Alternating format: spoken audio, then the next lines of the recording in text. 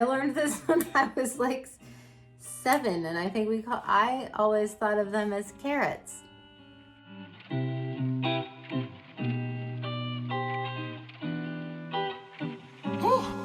Yeah.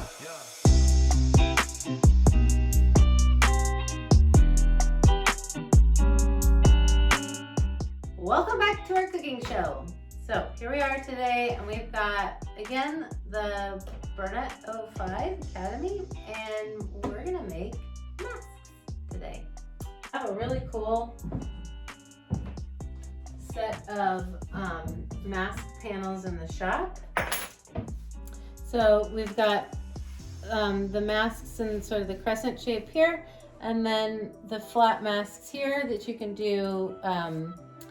You can do origami style or the pleated style on the side, and so it includes both styles. So we're gonna make some masks, okay, guys?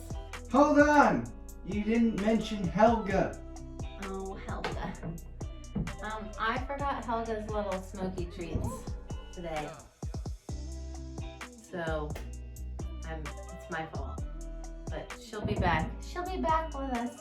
I mean, she's still looking pretty svelte. First thing we're gonna do is I'm gonna show you how to make this little mask here. And you can see it's got ties. It's this one.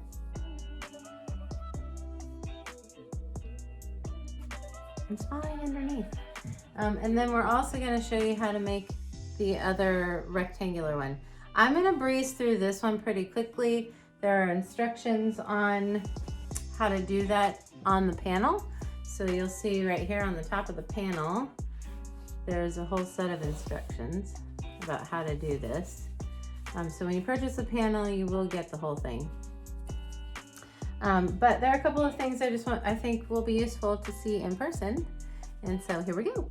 So this one is you kind of really need to have the mask panel for this one unless you're using a pattern, which has a pattern piece in this shape. So that's why we're gonna breeze through this one. This one is a rectangle, and so this one can be easily reproduced with any kind of fabric. We're gonna find out the dimensions of this and put it in the text in our video. But anyway, we'll go through the whole process of this one. We'll breeze through this one. We are gonna sew on a curve here first. This curve happens first. The one in the center happens first.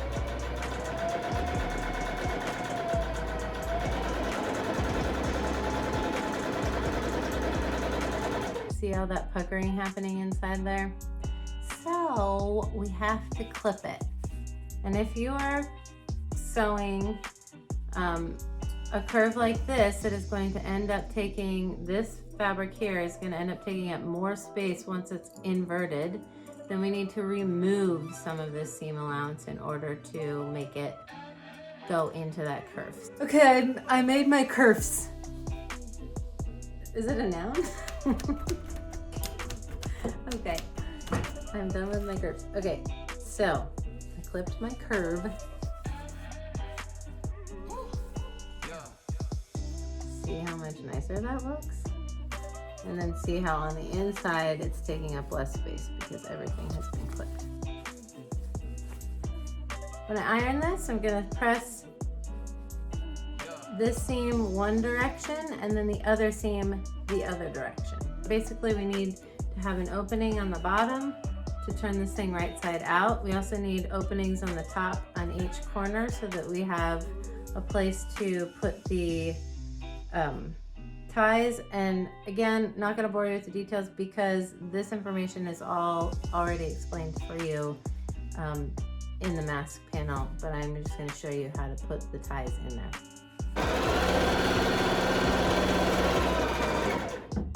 Okay, so we finished assembling these two layers together. So we have right side spacing.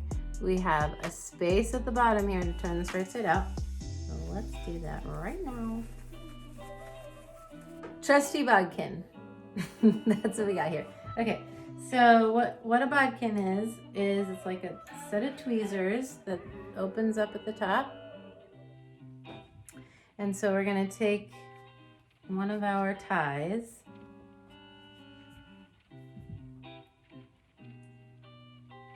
Tweeze it with the end of the bodkin.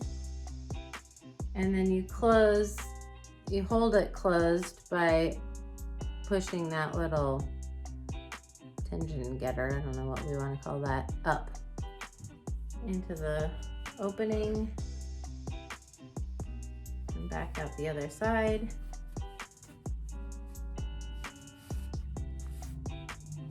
And then you're just gonna tuck anything that came out, like see this raw edge came out when I was pulling the ties out. I'm just gonna tuck that back in there. See? Well on our way. Well on our way. You are going to top stitch the top edge, all the way around so that this thing stays in there and you've closed up the bottom hole that you left open, and then it's done. We're gonna move on to the flat one. It's easiest to go ahead and put the ties in now and then create a sandwich. So basically what happens is these ties are going to be in between, all 4 ties are going to be in between the 2 pieces, the 2 rectangular pieces, which are going to be right sides together. So there it is, sandwiched together, and in between is a tie. See? Okay, all 4 ties are neatly in between these 2 rectangles, and it looks a little like a pillow, see? Oh, cute.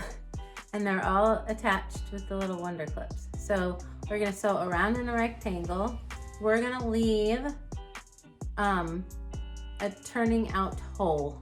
It's a lot harder to turn a corner inside out or inside than it is to do it on the flat edge. So we're gonna do that. Okay, I'm checking each time I turn before I get going, I'm checking to make sure that I'm not gonna run over the ties, which are inside this sandwich. So there's a lot of fabric in between here, and so we just wanna make sure that we're not gonna run into it.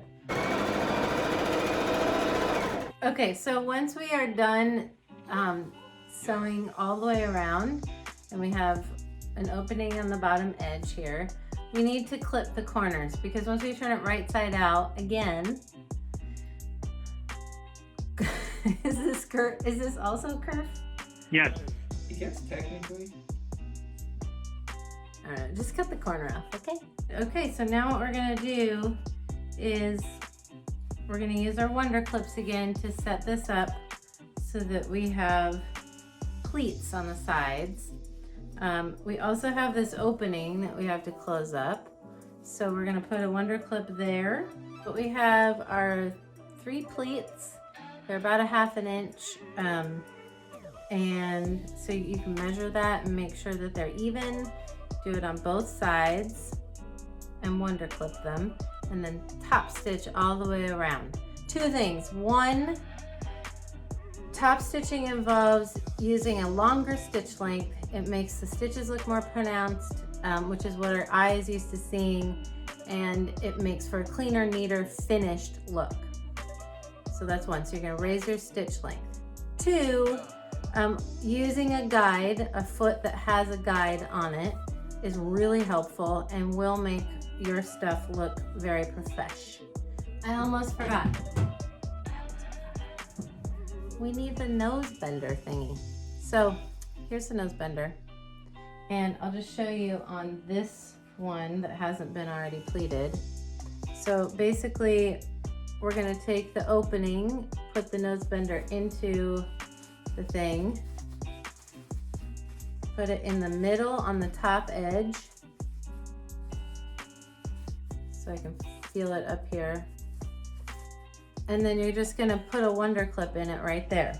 And then when we sew around it, we're gonna just sew, when we get to it, we're just gonna sew around it, below it. So we're basically making like a little casing for the nose bender thing.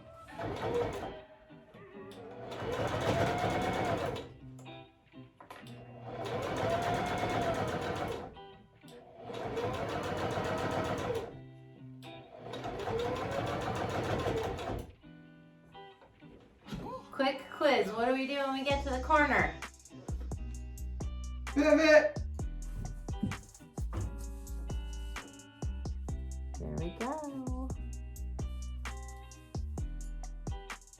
Yay! And that's about it. So fabric, nose wires, wonder clips, jersey, a bodkin, snips. That's all you need. Those are your ingredients for today's cooking show. If you would like to help us know what we should make next, please leave your comment below. Okay? Okay. Let me put my mask on and say goodbye. Okay guys, stay safe. Wear your mask. It's nuts out there.